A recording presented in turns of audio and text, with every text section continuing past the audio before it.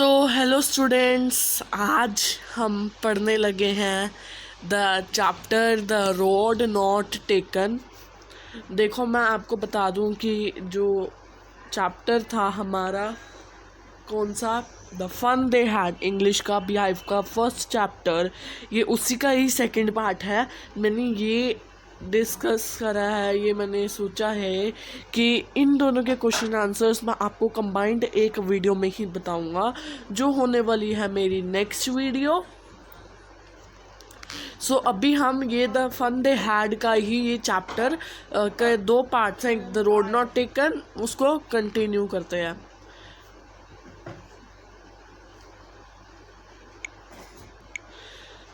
तो इस चैप्टर में, इस पोएम में हम मेनली क्या पढ़ने लगे हैं कि हमारी लाइफ में हर टाइम चॉइसेस आती हैं। हमारी लाइफ में हम कुछ भी करना चाहें, उस टाइम पे हमारी लाइफ में दो चॉइसेस आती हैं, और उन दो चॉइसेस में हमें हमेशा किसी एक चॉइस को ही चूज़ करना होता है जो हमारे लिए अच्छी हो, चॉइस जो हमारे को सूटेबल लगे। इस चैप्टर में उन्हीं चॉइसेस के बारे में पढ़ने लगे हैं, और वो चॉइसेस क्या होती हैं, हमारी फ्यूचर में हमारे को सक्सेस देती हैं।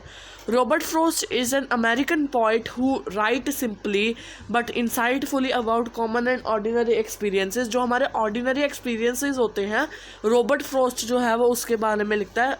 ये भी एक ऑर्डिनरी एक्सपीरियंस है कि हमें दो चीज़ दे दी, हमें दो चीज़ों में से कोई एक चीज़ लेनी है, और वो चीज़ हमारे लिए अच्छी होनी चाहिए, हमारे को अच्छी लगनी चाहिए, और हमारा उसमें सक्सेस भी होना चाहिए। तो ये एक ऑर्डिनरी एक्सपीरियंस है। तो यहाँ से स्टार्ट करते हैं। इसके अंदर पोएटिक डिवाइसेस भी हैं, वो मैं आपको भी साथ साथ लिखता रहूँगा। तो चलो स्टार्ट करते हैं फर्स्ट पैराग्राफ से।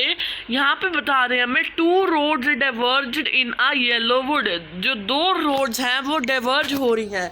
डाइवर्ज हो रही है मतलब एक रोड इस तरफ जा रही है और एक रोड इस तरफ जा रही है, और येलो वुड से घिरी हुई है। मतलब येलो, अब वुड क्या है, फॉरेस्ट में वुड तो ट्री होगा, और येलो मतलब कि उस टाइम पे कौन सा सीजन चल रहा है, उस टाइम पे ऑटम सीजन चल रहा है, और ऑटम के जो लीव्स हैं वो क्या है, येलो कलर के हैं, ऑरेंज कलर के हैं।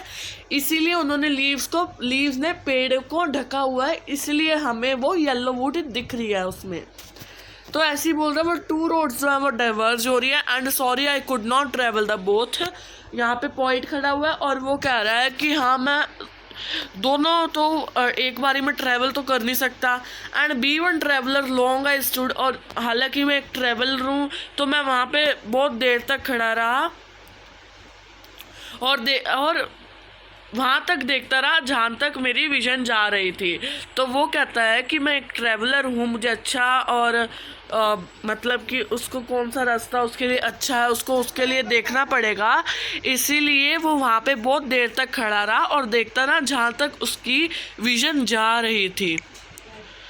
To where it bend in the undergrowth, जहाँ पे वो अंडर ग्रोथ में बेंड हो रहा था। ये रास्ता था, ऐसे दो जा रहे थे रास्ते, पॉइंट यहाँ खड़ा था। अब देखो पेड़ आते रहेंगे तो वहाँ पे सारा घना सा बन जाएगा ना, एक कि आगे कुछ दिखना बंद हो जाएगा। तो वो क्या है, उन्होंने अंडर ग्रोथ बोला हुआ है, उस जगह को उन्होंने अंडर ग्रोथ बोला हुआ है। Where it bend in the undergrowth, last जो उसको दूर तक दिख रहा था वो क्या था, उसका अंडर ग्रोथ था। तो फर्स्ट स्टैंजा में हमने पढ़ा कि दो रोड्स डाइवर्ज हो रही थी, और पॉइंट जो कह रहा है कि वो दोनों रोड्स को एक ही बारी में नहीं चल सकता था। एंड वो ट्रैवलर था, उसने अपने अच्छे और बुरे का देखना था कि उसके लिए कौन सा रास्ता अच्छा है, कौन सा रास्ता सही नहीं है। तो वो वहाँ पे क्या था, बहुत देर तक खड़ा रहा और दूर दूर तक देखता रहा जहाँ तक उसकी विजन जा रही थी, जहाँ तक वो देख पा रहा था। And where it bent in the undergrowth, और जहाँ पे पूरा जंगल जो था एंड में घना हो रहा था, वहाँ तक वो देख रहा था। तो then took the other just as fair, उसने एक रास्ता चुना जो उसने सोचा कि हाँ ये मेरे लिए अच्छा है। And having perhaps the better claim, और वो चाहता था कि हाँ यहाँ पे मेरा अच्छा क्लेम हो जाए, मेरे को यहाँ पे सक्सेस मिल जाए। Because it was grassy and wanted wear, वो बहुत ग्रासी था जो रास्ता, वो कह रहा था मैं यहाँ चला जाता हूँ, और बहुत वांटेड वियर था, बहुत डरावना सा था। Though as for that the passing there had worn them really about the same. जो दोनों रास्ते थे उसने देखा कि सेम ही है, वो थोड़ी गहरी सोच में पड़ गया था कि क्या मेरे को ये रास्ता चूज़ करना चाहिए या नहीं करना चाहिए। And both that morning equally ले, जो दोनों रास्ते थे वो सेम ही जगह पे जा रहे थे, सेम ही सुबह उसको सेम ही दिख रहे थे, दोनों ग्रासी थे, वांटेड वियर थे। In leaves no step had trodden black, कोई भी नहीं उस रास्ते पे गया हुआ था। Oh I kept the first for another day, तो उसने कहा मैं अच्छा ये वाला रास्ता ही चूज़ कर लेता हूँ और दूसरा रास्ता जो है वो अगले दिन के लिए रख लेता हूँ। Yet knowing how many leads on to way, how way leads on to way, मुझे नहीं पता ये मेरे को रास्ता कहाँ लेके जाएगा।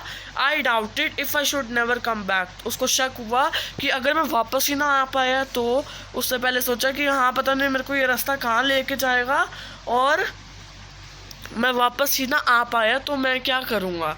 आई shall be telling this with the sigh somewhere ages and ages hence, तो वो बड़े शौक से बताता है लोगों को, हमें बता रहा है, सबको बताएगा फिर कि बहुत टाइम पहले उसके सामने दो रास्ते जा रहे थे, उसने एक रास्ता चूज़ किया था और वही रास्ते के जो उसने चूज़ किया था उसी के कारण वो आज यहाँ पे खड़ा है, उसी के कारण उसका जो फ्यूचर है वो बना है। I took the one less travelled by and that has made all the difference, और तब मैं कहाँ पे था और अब मैं कहाँ हूँ, ये सारा डिफरेंस उसने उसी रास्ते ने बनाया है और मुझे वहाँ पे सक्सेस मिला है। तो बस यही था इस पूरी पोएम में, और तो कुछ था ही नहीं इसमें। मेन यही था, हमें बताया था कि दो वुड्स थे, पॉइंट कंफ्यूज था कि वो कहाँ जाए, उसको डाउट हो रहा था कि मैं अब एक रास्ते पर चला तो जाऊंगा पर मैं वापस आ पाऊंगा या नहीं आ पाऊंगा। एक रास्ता बहुत वांटेड वियर था और दोनों रास्तों पे सुबह जब हम देख रहे थे तो दोनों रास्ते सेम ही लग रहे थे। तो उसने सोचा कि चलो एक अभी के लिए रख, अब एक पे चल जाता हूँ, अगले दिन के लिए रख लेता हूँ। पर उसको एक डाउट हो रहा था कि पता नहीं ये रास्ता मुझे कहाँ लेके चला जाएगा और क्या मैं अगले दिन वापस आ पाऊँगा वापस कि नहीं आ पाऊँगा। और फिर वो कहेगा, फिर जब वो पूरे शौक से कहेगा कि एजिस एंड एजिस पहले मेरे सामने दो रास्ते डाइवर्ज हो रहे थे, दो रास्ते बट रहे थे और मैंने जो रास्ता लिया था उसी की वजह से आज मैं यहाँ पे खड़ा हूँ, उसी की वजह से मेरा फ्यूचर बना है। तो ये थी रॉबर्ट फ्रॉस्ट की, रॉबर्ट फ्रॉस्ट ने लिखी थी, एक अमेरिकन था, पोएट था जो सिंपल और ऑर्डिनरी चीज़ें लिखता था, जो हमारी डेली लाइफ में चीज़ें होती हैं। ठीक है, तो अब मैं इसके आपको ना एक बार पोएटिक डिवाइसेस बता ही देता हूँ साथ में। सबसे पहले तो इसकी राइमिंग स्कीम हम कैसे देखते हैं, मैं आपको राइमिंग स्कीम देखना ही सिखा देता हूँ पहले पोएम में, ताकि आगे से हमें प्रॉब्लम ना आए पोएम की राइमिंग स्कीम में। तो राइमिंग स्कीम क्या है इस पोएम की, देखो जो ये है ना वर्ड, ये आप वर्ड देख रहे हो, तो इसकी राइमिंग स्कीम देखो मैं आपको समझाई देता हूँ। यहाँ पे है वुड, देखो would stood could, would stood could, तो वुड को ना हम ए नाम दे देते हैं। अब ए की राइमिंग में 3 वर्ड बन रहे हैं तो उन सबको भी हम ए नाम दे देंगे। और अब सेकंड देखो लाइन में बोथ, बोथ को हम बी लिख लेते हैं। अब बोथ फिर ग्रोथ, फिर ग्रोथ भी हो जाएगा क्योंकि वो सेम राइमिंग का है। ठीक है, एक बार दोबारा समझा देता हूँ मैं।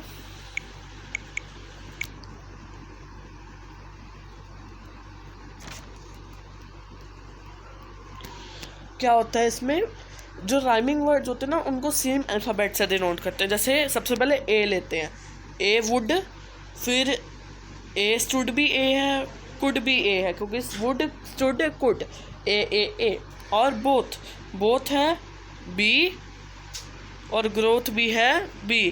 तो इसकी राइमिंग स्कीम बन गई a b a b, a b a B.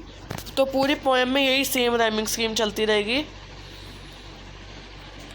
Sorry गलती से हो गया, पूरी पोएम में सेम राइमिंग स्कीम चलती रहेगी। जैसे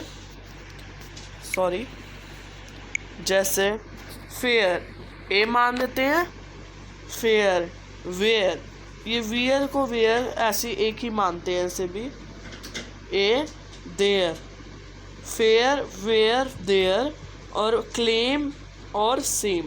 तो पूरी पोएम में यही सेम राइमिंग स्कीम चलेगी। तो इस पोएम की राइमिंग स्कीम क्या है? A b a B.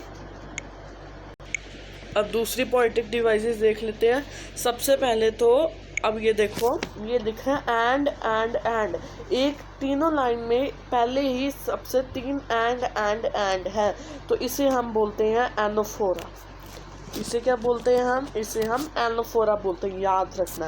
And is called anaphora. जब एक ही लाइन में 2 या 3 बार फर्स्ट सेम वर्ड हो तो उसे एंड जैसे यहाँ पे है तो उसे एनोफोरा बोलते हैं।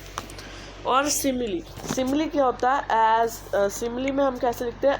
As dash as. इसके बीच में एक वर्ड होता है, as dash as black as. या इस पोएम में कहाँ दिया हुआ है? ये देखो, एज फार एज। और कहीं पे दे रखा है, तो ये एज फार एज क्या हो गया? एज फार एज हो गया सिमिली। या जो लाइक होता है, लाइक, वो भी सिमिली होता है। एज और लाइक सिमिली होते हैं। यहाँ पे देखो, ये जस्ट एज फेयर नहीं होगा, जहाँ पे 2 बार एज आएगा ना, वो उसको हम बोलते हैं।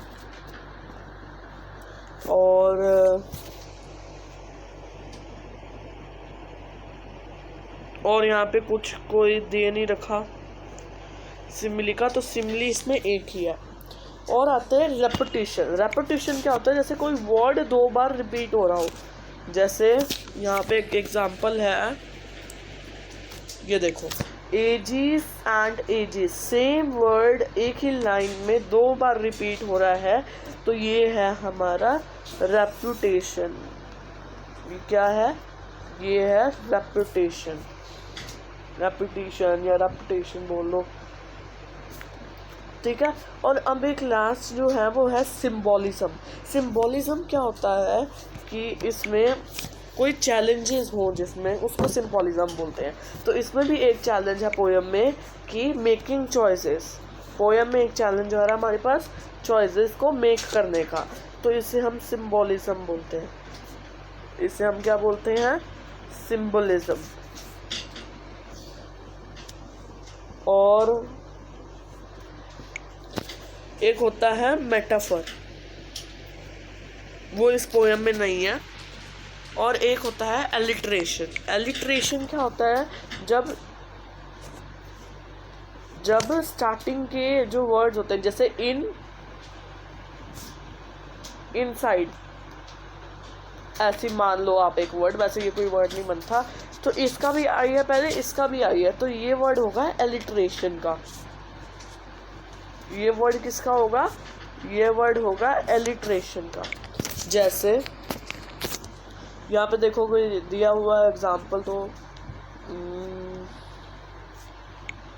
ठीक है।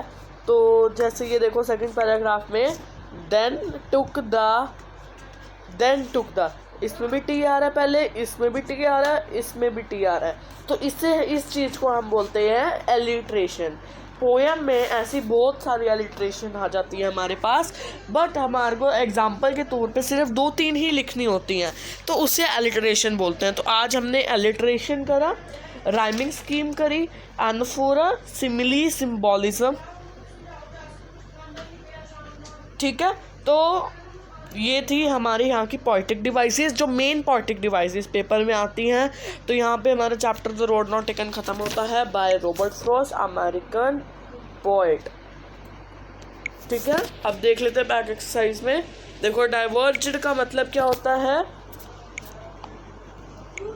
का मतलब है सेपरेट होना। जब 2 रोड्स, मैंने आपको ऐसा डायग्राम भी, ऐसे फिगर भी बनाई थी कि ऐसे 2 रोड डाइवर्ज हो रही हैं डिफरेंट डायरेक्शन में। डेंस ग्रोथ ऑफ प्लांट्स, मैंने आपको बताया था ना कि आगे जाके घना हो जाता है जंगल घना हो जाता है तो डेंस ग्रोथ हो जाती है। Wanted wear had not be use, wanted wear मतलब आज तक वहाँ पे कोई भी नहीं चला।